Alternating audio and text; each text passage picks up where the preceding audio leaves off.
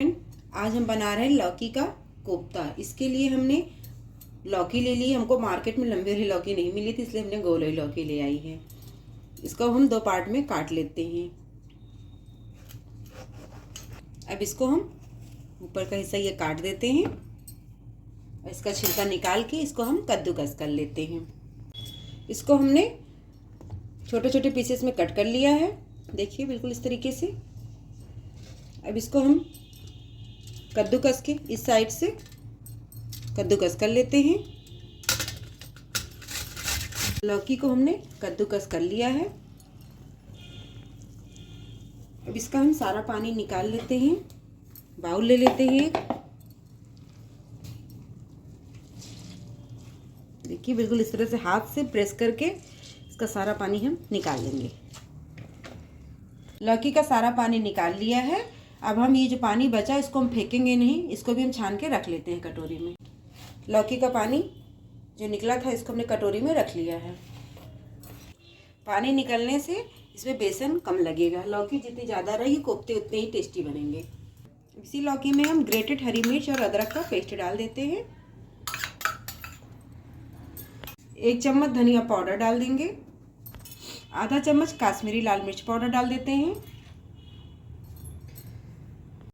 आधा छोटा चम्मच काली मिर्च पाउडर डाल देंगे। आधा चम्मच जीरा पाउडर डाल देते हैं। आधा चम्मच गरम मसाला पाउडर डाल देते हैं और कलर के लिए आधे चम्मच हल्दी पाउडर डाल देंगे। अजवाइन को हम क्रश करके डाल देते हैं इसी में।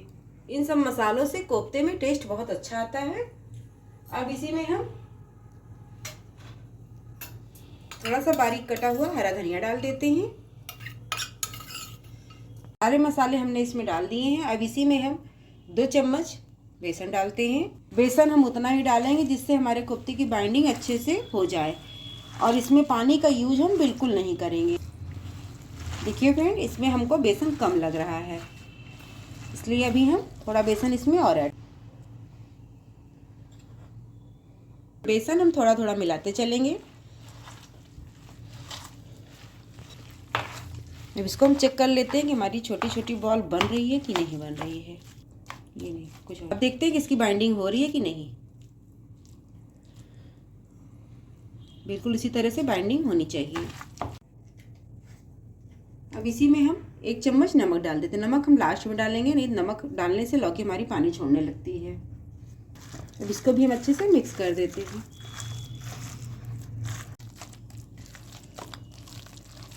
नमक भी हमने अच्छे से मिक्स कर दिया है। अब इसकी हम छोटी छोटी बॉल बना के तैयार कर लेते हैं।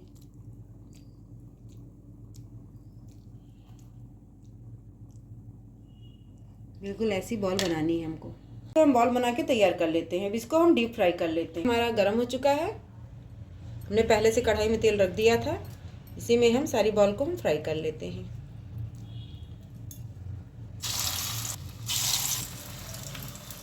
इसको 2 मिनट तक ऐसे ही छोड़ देंगे। अब हम सारे कोफ्ते को पकते 2 मिनट हो चुके हैं। अब इसको हम पलट लेते हैं। देखिए कितना अच्छा कलर आया है। इसको हम गोल्डन ब्राउन होने तक पका लेंगे अच्छे से। इस तरह से हम सारे कोफ्तों को पलट लेंगे।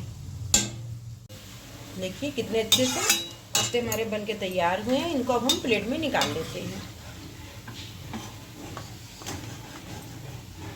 देखिए हमने प्लेट में कोफ्तों को निकाल लिया चुके हैं। अब इसके मसाले तैयार कर लेते हैं। इसके लिए हमने एक बड़ी साइज के प्याज को काट लिया था।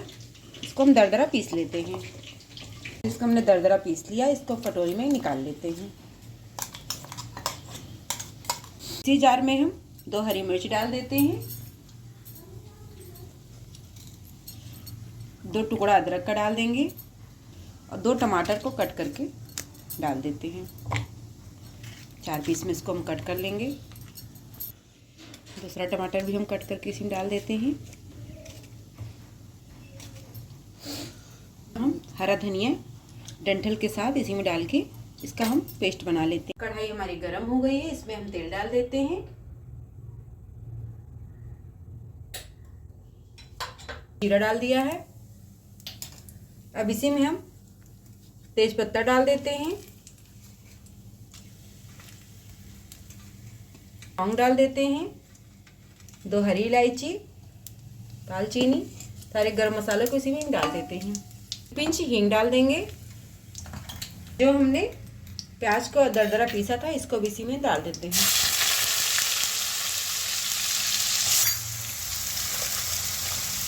अब इसी में हम काश्मीरी लाल मिर्च डाल देते हैं, छोटा चम्मच धनिया पाउडर डाल देते हैं, आधा चम्मच हल्दी पाउडर डाल देंगे, तो आधा छोटा चम्मच हम जीरा पाउडर डाल देते हैं। सब चीज़ों को अच्छे से मसालों को हम भून लेते हैं।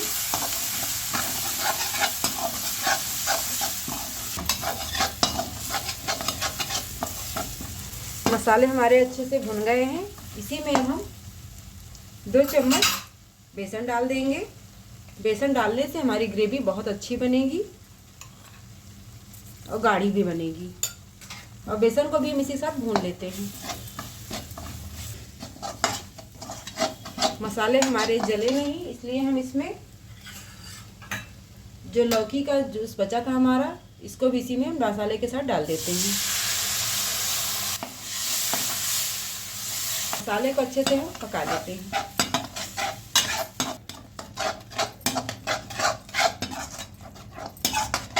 बेसन के साथ हमने मसालों को अच्छे से भून लिया है। अब इसी में हम अपनी टमाटर वाली प्यूरी भी डाल देते हैं। इसको भी अच्छे से मसाले के साथ हम पका लेंगे। फिर इसको दिखा, कलर चेंज हो जाए थोड़ा। देखिए ग्रेवी हमारी कितनी अच्छी बनके तैयार हुई है, बिल्कुल गाढ़ी गाढ़ी। सारे मसालों को अच्छे से हम ऐसे पका लेते हैं। मसाले हमारे जितने अच्छे से भूनेंगे सब्जी में टेस्ट उतना ही आएगा। देखिए फ्रेंड हमारे मसाले कितने अच्छे से पक रहे हैं।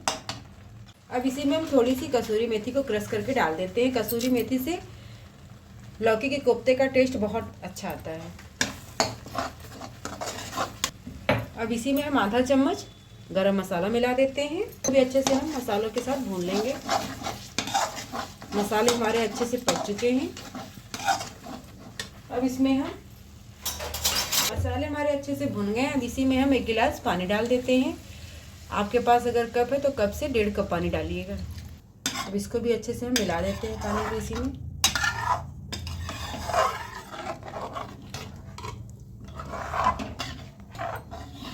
ग्रेवी हमारी ज़्यादा गाढ़ी लग रही है, इसलिए हम थोड़ा सा पानी इसमें और मिला देंगे। 2 मिनट के लिए ढक के रख देते हैं। 1 छोटा चम्मच नमक डाल देते हैं। नमक हमने पकौड़ों में भी डाला था, इसलिए हम नमक कम ही डालेंगे। नमक को भी अच्छे से हम मिला देते हैं। अब इसको हम 2 मिनट तक ढक के रख देते हैं। देखिए ग्रेवी हमारी कितनी अच्छी बनी है।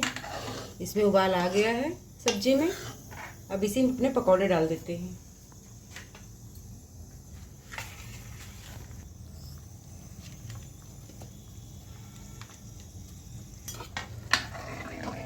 पकौड़ों को भी ज़्यादा नहीं पकाना है, बस 2 मिनट और पकाएंगे इसको भी हम। उसके बाद हमारी सब्जी बनके तैयार है। कोफ्ते हमारे बनके तैयार हैं। अब इसको हम खाने के लिए निकाल लेते हैं। देखिए फ्रेंड कितने अच्छे कोफ्ते हमारे बने हैं। कितना अच्छी ग्रेवी हमारी बनके आई है।